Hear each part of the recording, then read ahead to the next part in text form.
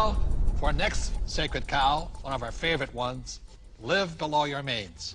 How many of you here do not like living below your means? No. That's no fun. It kills people's spirits. Now, why would you want to live below your means? But many people have to, unfortunately, because the Fed is printing so much money that taxes and inflation go up, which means people are forced to live below their means. Does anybody make comments on living below your means? Well, if you're on a paycheck, you have that one income coming in, and if you're just one person, you've only got 24 hours in a day to work. So there is a limit to how much you can work to get those paychecks coming in. So in that situation, you are forced to live below your means. Well, and the key here is to raise your means.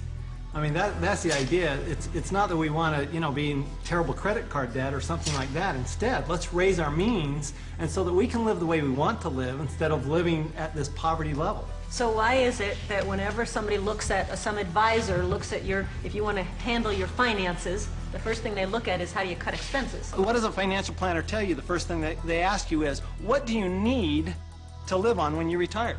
They never ask you, what do you want? Time out. Robert and I definitely do not believe in living below our means. When we met in 1984, we had nothing. But every year we would get together at New Year's and we would set our goals, health goals and this goals. But we also had asset goals, what goals we were going to add every single year. So that's why it took us only about 10 years from 1984 to 1994 to become financially free. Because we just kept adding assets every year. And we continue to do the same thing today, simply because it's fun, it's exciting. It is. One of the best kept secrets. Getting rich is fun. It is fun. That's a lot of fun. And if we want to buy a luxury, if we want to buy a new car, we first buy an asset. So we buy the asset, and the cash flow from the asset pays for the payment for the car. Yes. So that it's again, never living below your means. It's expanding your means through acquiring assets that give you cash flow that gives us all those good things in life. The point here is this. There's assets and liabilities. The way you increase your means is acquire more assets. Not houses, not cars, but assets. So the reason so many people struggle financially is they have no financial education. They may be a good doctor, a lawyer, accountant, or a rock star, but if they don't know the difference between assets and liabilities, and they keep buying liabilities instead of assets, they have to keep living below their means. And not even if you're single or not, if you're on a fixed income, if you're an E and an S, your income is limited. Look, there's 4 major expenses that keep E's and S's poor. Number 1 is tax, and taxes are going to go up because the Fed is printing so much money all over the world. 2 is debt. People leave college with tons of debt, credit card debt to make ends meet, and then their house because they think it's an asset. 3 is inflation. Inflation goes up because as taxes go up and prices go up, then inflation goes up. And 4th is retirement.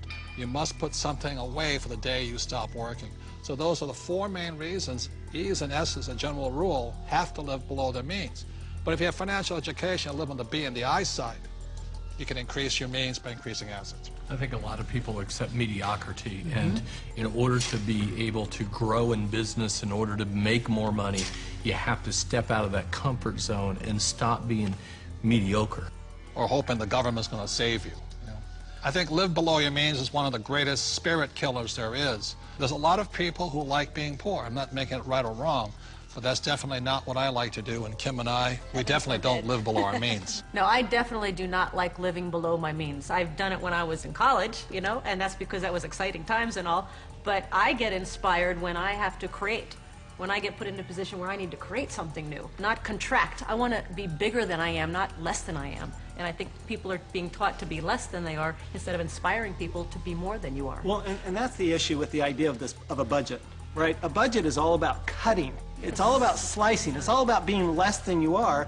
Whereas if instead you were looking at something like a strategy, or you're looking at projections into the future, what can I do as opposed to what can't I do? To me, that's the big distinction. Well, and a lot of it comes from fear too. I think people are afraid of their futures. They're not sure where the futures are gonna lead them. So they think, well, I'll live below my means. I'll save. I won't allow myself to have this small luxury, that small luxury. And then, of course, they fall off the wagon. Well, the worst thing is... And then they feel bad about it. Yeah, so the worst thing is guilt. they cut back on their expenses and they save money. Right, Mike? That's the worst thing they could do. Right. depreciating money. It all goes back to the questions you ask. I mean, when you say, I can't afford it, I don't have the money for that, you know, a better question would be, how can I afford it? How can I get the money for that? Expands your mind. You know, in my community where I grew up, living below your means was pretty much a step up. Being honest. We didn't have any means, and we didn't live, and we didn't know how to live. It was basically survival. And some of the ways we created those means were, of course, by legal definition, illegal. But you know, that was the way we survived, and that was the way we got by. So now, living below your means is something is completely opposite to abundant living, which is what I believe in my faith is abundant living. The opposite of that, to me, is not the way that God intended for us to live. So that's why I think it's absolutely criminal our school system does not teach us much about money. And what they do teach us, they tell you put your money in the bank, which means you lose more money, and they talk to a financial planner who put you in mutual funds. That is not financial education. That is educating people to give more money to the rich. That will also cause you to have to live below your means. Yes. That's right. That's what they're training you to do. Well, and create a budget. while you're at it, you're going to be paying more and more taxes because you get no tax benefit for living below your means. And that's the problem. You say to a child, go to school and get a job or become a doctor and lawyer. You will pay more than your fair share of taxes, and then you too will have to live below your means. If you're playing defense instead of offense, you're just hiding and trying to play it safe and saving money, and you never manifest. You cannot be who you're supposed to be. I say it's time to get financially educated and take care of yourself.